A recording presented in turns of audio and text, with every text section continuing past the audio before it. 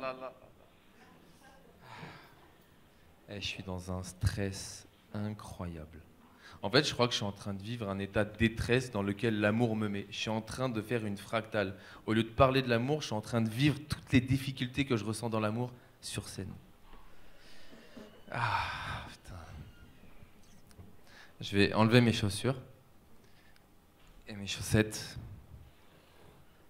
Parce que tout le monde se dessape sur scène là, depuis tout à l'heure. Du coup, je vais faire pareil. Bonjour, bonjour, bonjour, bonjour, bonjour. En fait, j'essaie de me démasquer en permanence, de ne pas avoir de masque et tout. Et je me sens à l'aise dans le masque, mais là, je suis en mode démasqué. C'est-à-dire que je vais pas être drôle. Non, je déconne, je vais être drôle de ouf.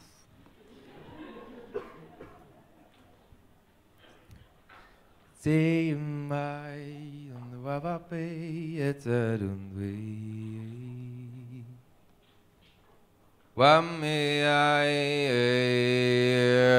unwe dunwe de pe.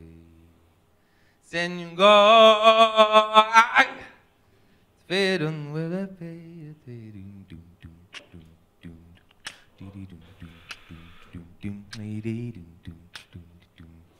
Sum dum ba ba pe no ma pe de yado be se dum wa de noe.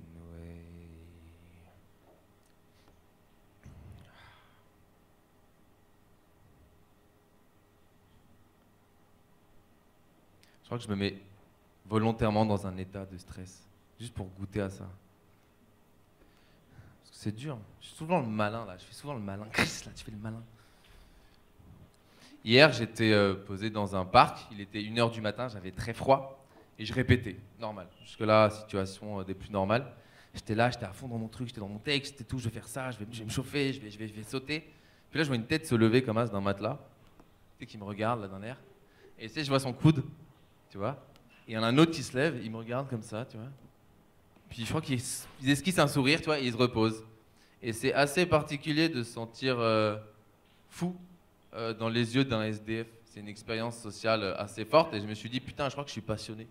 Je crois que je suis passionné par ce que je fais. Et je vais peut-être vous demander de l'aide parfois à travers cette passion, parce que c'est une zone de fragilité pour moi, une zone de vulnérabilité. Et ce que j'aimerais faire déjà, tout début, est-ce qu'on peut faire des balances sonores ensemble? On va voir un peu si ça passe ou pas, le chant entre nous. Parce que je vais vous demander, je vais vous solliciter de manière sonore quelquefois. On va faire un A tous ensemble pour voir ce que ça donne. Ok, 1, 2.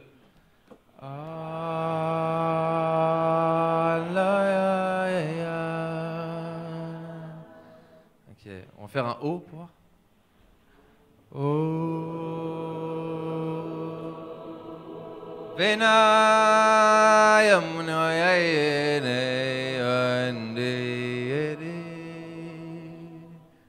Ok, on va faire un U. U, c'est la digestion. Je vois pas le rapport, du coup, c'est pas manger. Mais... Ok, on va faire un U.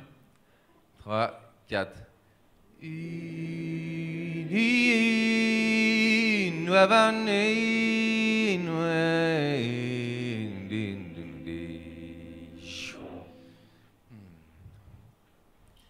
Putain, j'ai oublié tout mon texte, quoi. Putain, qu'est-ce que je fais, Jean-Chris? En fait, ce que j'avais envie de parler, c'est que dans ma vie, en ce moment, tout va bien. Je l'ai vraiment, tu sais, ça fait des années que j'essaie de bâtir un dessin, et le dessin, je crois qu'il est pas mal en ce moment. La santé, Imhotep. Le corps, Imhotep. La bouffe, Imhotep. L'organisation, le pro, ça va. Les finances commencent à se réguler, tu vois. La confiance, la sexualité, ça va. Ça va, c'est créatif, c'est joyeux. Tu sais, c'est un peu, tu fais tourner le ballon, là, tac, ça c'est bon, ça tourne. Tac, tac, tac, ça tourne. Tout est raccord, tout est lié. J'ai beaucoup de conversations, j'ai des relations méta qui me font vraiment du bien. Mais, il y a un domaine qui fait yesh, qui résiste encore à l'envahisseur, tu vois. Et ce domaine, c'est les relations amoureuses. J'ai pas encore hacké le game dans les relations amoureuses. Je me dis, putain, j'ai tout fait. C'est comme un jeu vidéo, mais il y a ce boss-là qui me résiste, tu vois. Et à la base, à 16 ans, on m'a dit, tu vas voir, je pense, diagnostic 3 mois de travaux. Tu vois, on m'a dit, tu vas voir, ça va être un petit budget tranquille. 15 ans de chantier. Ça fait 15 ans que je galère dans ce domaine, tu vois. Alors ma maison, elle a changé de concept, tu vois. C'est devenu une villa multigalactique, tu vois. Mais quand même, je galère. Ma maison, je suis devenu un chef de chantier, tellement il y a de travaux chez moi, tu vois. Je sais, je connais, j'ai lu plein de livres, j'organise des stages sur le sujet. Mais, faut le dire à personne, je galère. Et ça me rend ouf. Je me dis, mais putain, mais je suis pas crédible. Là, récemment, j'ai rencontré une femme. Je vais l'appeler elle, pour des raisons évidentes d'anonymité. Ou alors elle. Ça dépend comment je la vis. Et du coup, je la vois, honnêtement, c'est quand tu commences à regarder le film, tu t'es dit, je vais rester réveillé tout le film. Toi, je la vois, elle me met dans un état de surpuissance, de réalité augmentée, de métaverse intérieur. Elle sort d'un roman de Pagnol. Le concept est trop beau. Moi, parisien, c'est beau, il y a des belles couleurs. Vraiment, c'est un spectacle, le truc. Je suis contemplatif. Voilà, c'est beau, c'est beau. C'est de l'anti-narcissisme. Vraiment, je suis là face à elle. Et petit à petit, avec elle, je me mens à moi-même, mais je commence à devenir un petit peu gaga. Tu vois, il y a des exemples de gaga. Je dis, non, mais tranquille, moi, ça va. Tu vas me dire, ouais, mais Chris, j'ai pas le temps. Moi non plus, j'ai pas le temps. Vas-y, j'ai des trucs à faire et tout. Je suis là, je suis avec toi. Je vais aller aux toilettes, faire ça. C'est important de faire ça, tu vois. Et du coup, ouais, elle me rend quand même assez ouf. Même mes applis sur mon téléphone, elles ont cramé que j'étais gaga. Genre, j'écoutais Spotify et là, j'ai un pop-up de l'intelligence artificielle véridique de Spotify. Frère, t'es amoureux? Parce que apparemment je boucle sur des chansons au piano mélancolique et sur son style musical préféré. Et même lui s'inquiète, même mes applis s'y mettent. Tu vois, il y a Google Agenda, il m'a dit c'est pas serein là, tu gères ton agenda de manière non catholique. Google Agenda, Claire en parlait, c'est très coloré, c'est vraiment comme un junkie tatoué berger allemand. Il y a vraiment plein de couleurs, j'ai pas de place. Et là, à la Moïse, au calme, elle me dit tu peux venir de telle heure à telle heure. Il ouvre genre, on ouvre la merde. Et puis un lundi, un mardi, tout blanc, comme un 5 pour moi. Ouais, je suis libre. Tu vois. Et je me dis, il y a peut-être un indice. Même Google Agenda, il dit, j'ai jamais vu ça. Et mon cerveau, littéralement, est en double appel. Pendant que mon cœur se shoot à l'exta. Tu vois. Et mon cœur, lui... Alors, on va faire un truc. Improvisation. Quand je vais faire ça, vous allez faire un son. You got it? Ok. Genre, on va faire des tests. Ça, c'est mon cœur.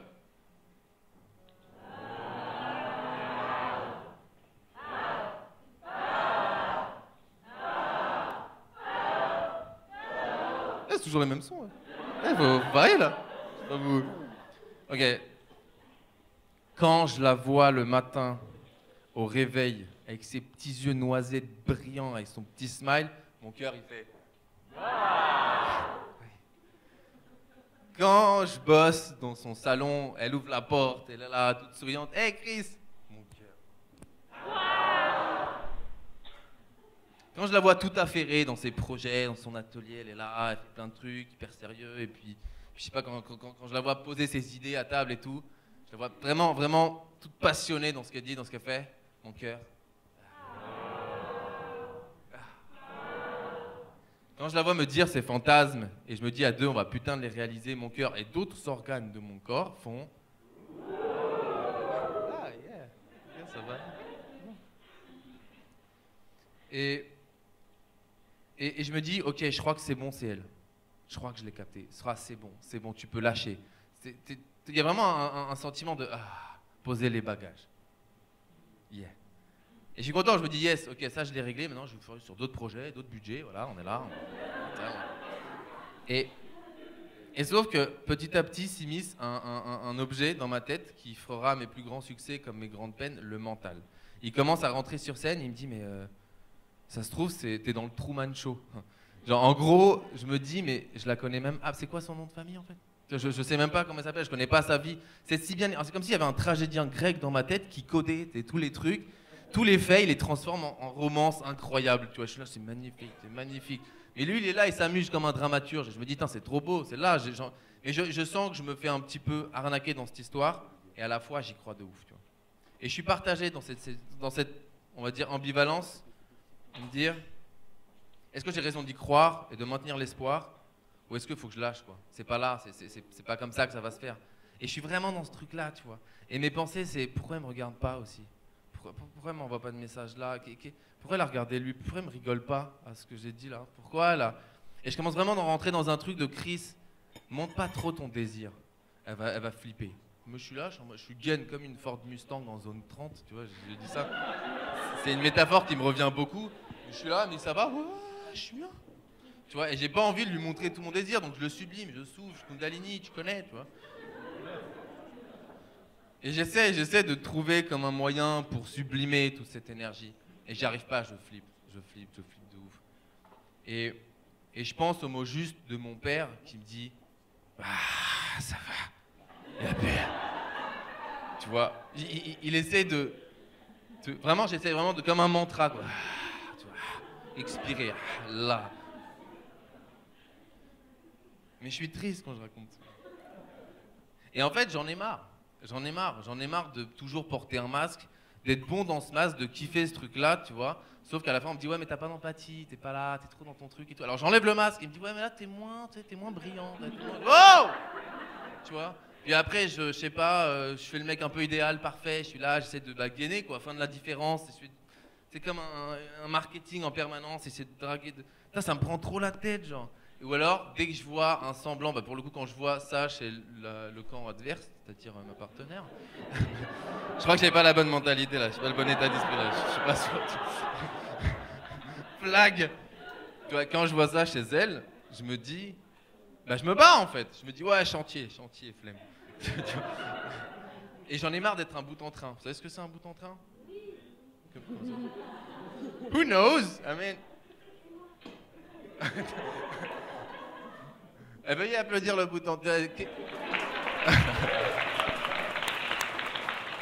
C'est quoi un bout en train? Plus déjà, plus botaniste. Voilà, la réponse elle est plus précise.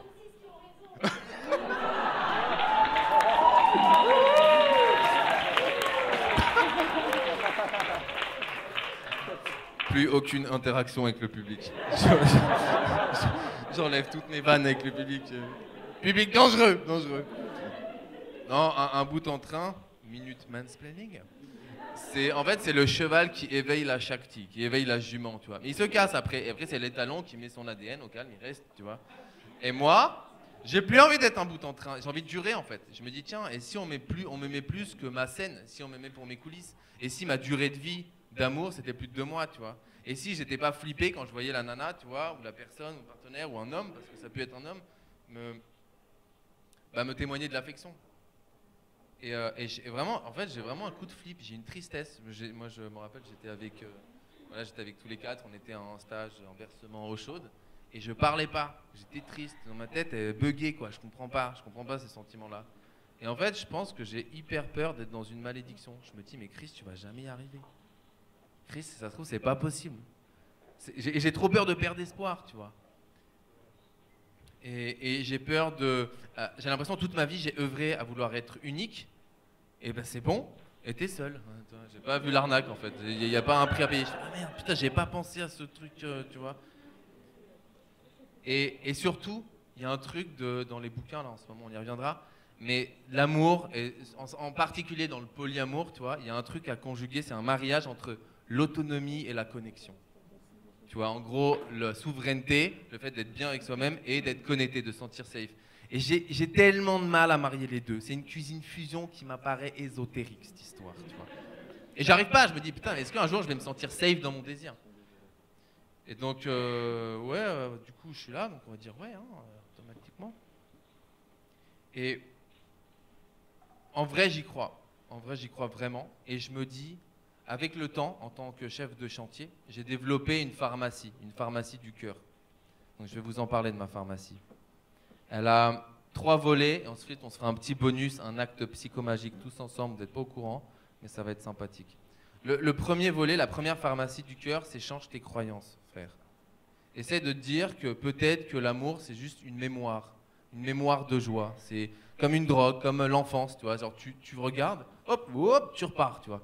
Alors ça te montre pas le comment, mais ça te montre le pourquoi. Ça te montre la destination. Je me dis, ok, ça donne de l'espoir, tu vois. L'amour, c'est aussi... peut-être que je suis aussi un boiteux de l'amour. J'ai eu une maladie il y a 10 ans, Et j'ai eu 2 moments de flip quand on m'a annoncé la maladie et avant l'opération, on m'a dit tu vas peut-être y laisser une partie de ta jambe. Et du coup, ça m'a fait flipper. On m'a dit on va te couper le nerf sciatique.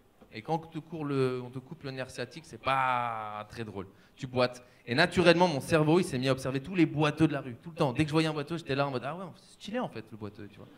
J'essaie d'érotiser le truc, tu vois. Je me mettais déjà en mode par survie avant l'opération parce que j'ai pas envie d'être surpris. Tu vois, alors, tu vois. Et je suis rentré dans un truc de ouais, ça peut être cool. À la Dr House, je commence à me mettre une petite liste de gens stylés dans le boiteux. Grand Corps Malade, mon frérot d'un coup, tu vois. J'écoute tous ses albums, je le capte, tu vois, Grand Corps Malade. Et peut-être que c'est la même chose de l'amour. Peut-être que je me dis, bah, peut-être que je suis un boiteux de l'amour. C'est ok, tu vois, accepte, c'est ok, tu vois. Bah, j'aurais pas de, voilà, ça sera pas pour moi, pas dans cette vie. Donc je commence à rentrer dedans, je commence à me faire kiffer, tu vois. D'ailleurs pour la petite histoire, après l'opération, on m'a dit non, c'est bon, ta jambe elle fonctionne. Je fais ah tiens, j'aurais bien goûté je sais pas, tu vois, quand t'es handicapé et tu fais des choses normales, t'es un super héros. Donc il m'aurait pas fallu beaucoup de choses pour être un super héros. Là, je dois faire mes preuves, c'est dommage. Mais bon, le deuxième truc qui me sert vraiment dans cette pharmacie du cœur, c'est mon système immunitaire collectif. En vrai, je commence à rappeler ma famille, mes amis, ma tribu, sentiment d'appartenance. Tu sais, j'ai longtemps négligé ces relations qui n'étaient pas si intenses que ça. Et d'un coup, je me dis, vas-y, tu sais quoi? C'est cool en fait. C'est cool d'être avec eux. Je construis ma lymphe, tu vois. Elle est discrète, elle est là, elle est forte. Elle me tient vraiment compagnie dans les moments où je me sens seul. Système immunitaire collectif, tu vois. Ce qui me protège. Et le dernier truc, c'est l'honnêteté radicale. J'aime bien ce concept. C'est un livre qui a été écrit par un thérapeute Gestalt aux États-Unis. Un peu taré. Et en gros, j'essaye en permanence, dans mes relations, de goûter à ce truc-là. C'est-à-dire, dès que j'ai une vulnérabilité, j'ai une envie qui émerge. Avant, je le disais pas, sinon je passais pour un idiot, tu vois. Là, je dis, ouais, j'aimerais bien que tu me fasses ça. Là, j'aurais envie de ça. Tu vois, là, j'ai CNV, j'ai tel besoin. Je te fais une demande, ma préférence, ce serait ça. C'est OK si c'est non, mais ça me ferait du bien, tu vois. Quand j'ai pas envie, peur de blesser l'autre, bah, je le dis. Je vais au-delà de cette peur-là. Je me dis, voilà, on se fait on lubrifie un petit peu la communication avant. Et je vais là, j'ai pas de désir là, j'ai pas envie de te voir, je suis pas dans le truc, tu vois. Donc je teste ça, je communique, j'apprends, je suis un artisan de l'amour, tu vois. Et aussi avec une partenaire qui est présente ce soir. Bonjour Nina, ça va ou quoi? Et ça sera d'ailleurs retransmis à l'autre partenaire merde. Et avec Nina, tu vois, j'ai l'impression que ma bibli, c'est devenu la BU de la fac de psycho. Genre, tous les termes, codépendance, attachement insécure, trauma, honte, dépendance affective, jouxte mon lit, tu vois. Je suis là, je suis imprégné de ces modèles, de ces concepts, et ça me permet d'avoir un petit peu de vision méta sur ce qui m'arrive. Et là, j'apprends de ouf. Il n'y a pas de rire et tout, je suis sérieux. Ça me fait du bien qu'il y ait pas de... C'est une thérapie pour moi de ne pas faire rire les gens pendant 2 minutes. Loupé. Et pour proposer une petite, ou même une bonne conclusion, parce que j'ai pas non plus beaucoup bossé ce texte, vraiment j'ai galéré. Là, ça fait allez, une bonne journée et demie que je suis dessus. J'ai bien bossé quoi. Parce que j'ai eu des galères avant et j'aime bien me mettre dans des situations cambolesques pour me mettre en galère, je sais pas, c'est comme ça. Bonjour. Je pense que ce que je vis parfois dans l'amour, ça s'apparente à de l'addiction. Ça s'apparente à une forme de... Je vais dans un truc qui me pousse, j'ai du mal à résister à cet impulse, tu vois. Et à la fois, ça m'octroie des bénéfices secondaires en court terme, mais c'est pas écologique à long terme. C'est ce que j'appellerais ce truc-là, un peu, je le lie aux addictions. Donc j'ai commencé à me renseigner sur les addictions, libération émotionnelle, je gueule dans les piscines, j'écris, je m'automassage, voilà, j'ai mes petites stratégies. Mais là, j'aimerais qu'ensemble, on expérimente un petit truc. Est-ce que vous êtes d'accord pour expérimenter un petit truc? Oui. Mais quoi? Je sais pas. Alors, vous allez commencer par vous déshabiller. Déjà, premièrement, je vais dire ce que je veux. Eh, Jean, quand tu dis oui, il faut savoir. Oui, oui.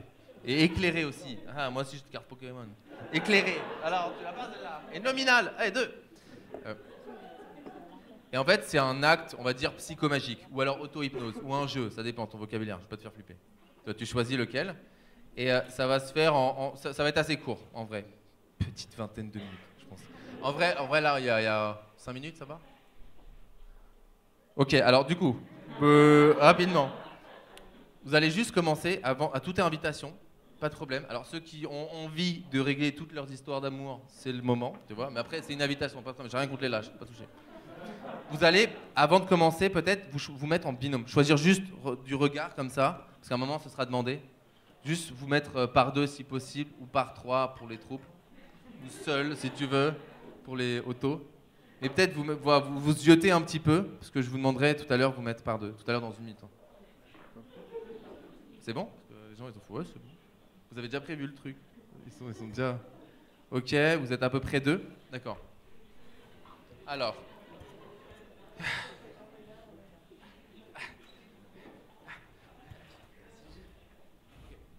Premièrement, you're gonna close your eyes. Vous allez fermer les yeux, si possible. Merci. Concentrez tranquillement dans ton corps, dans tes bras, dans tes articulations. Et on va respirer 3 fois tous ensemble. Tous ensemble. Ok, à 3, on va commencer à inspirer. 1, 2. On inspire et on expire. Au 3e, on fera un petit son. Ensuite, on inspire à nouveau. Et on expire. Et le dernier, on va faire un son. On inspire. Tac, tac, tac. Et on lâche un petit son. Vous êtes actuellement dans un état d'hypnose hyper profond. C'est comme ça qu'il disait sur le livre. Apparemment, ça marche.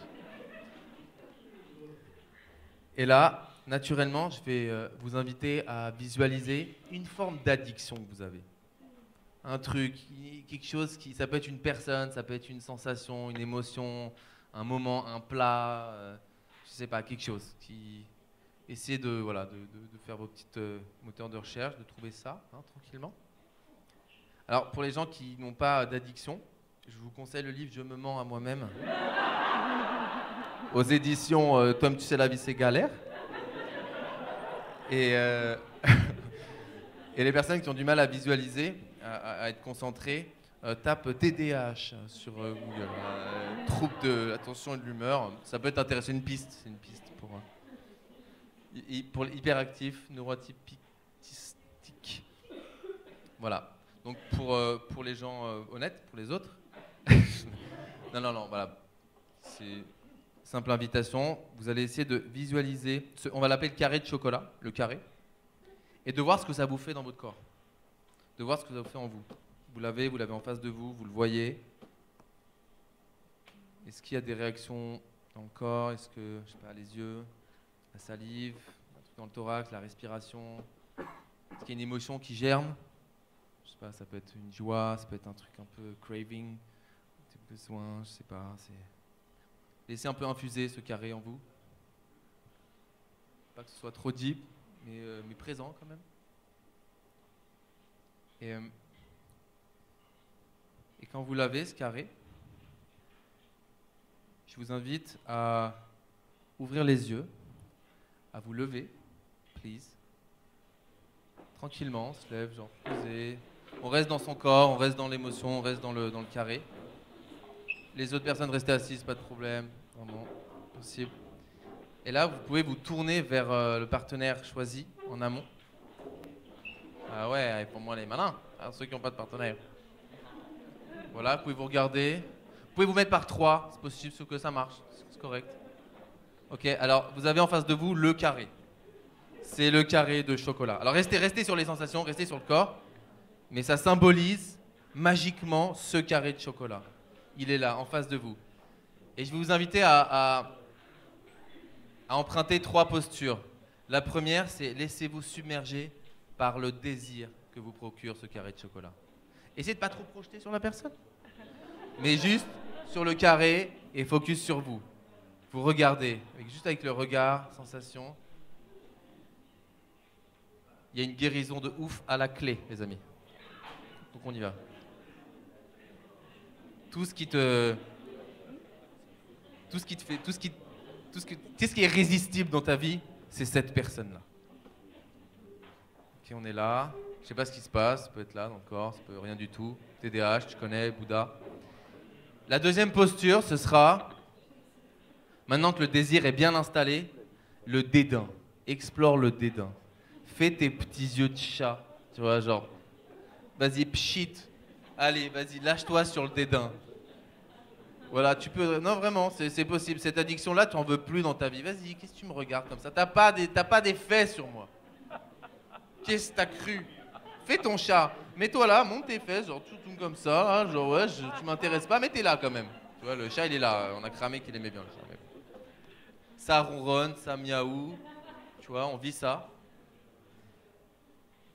Et la dernière posture, après les hauts et les bas, c'est juste de remercier ce carré. De le regarder avec gratitude. En fait, ce carré, il te veut du bien, tu vois. Il n'est pas là pour te causer du tort. Il n'a pas la meilleure stratégie.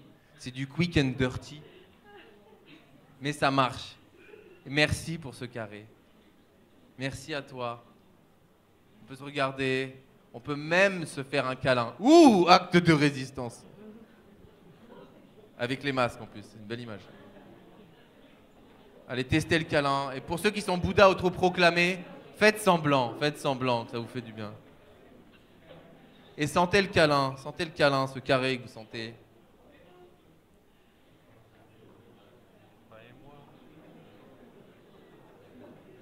Et vous pouvez tout oublier et juste vous faire des câlins, ouais, ça marche. C'est possible. C'est bon les câlins, ouais. C'est du bien. Qu'on annule la dette affective mondiale post-Covid. On gagne des points de vie. On fait monter la France en PIB là. Ok, vous pouvez vous rasseoir, merci beaucoup. 1 minute. Vous pouvez vous applaudir, merci beaucoup, ça fait plaisir, yes.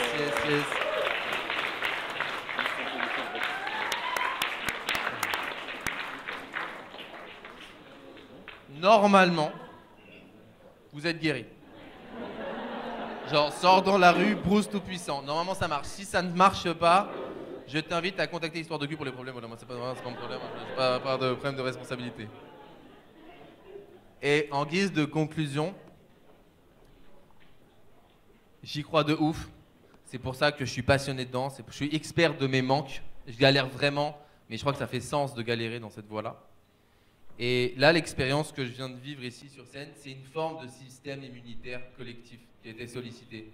C'est une guérison. Et là, ce que vous faites, le lien qu'on peut créer, moi, ça participe énormément de mon avancée sur ce chemin. Et du coup, merci beaucoup.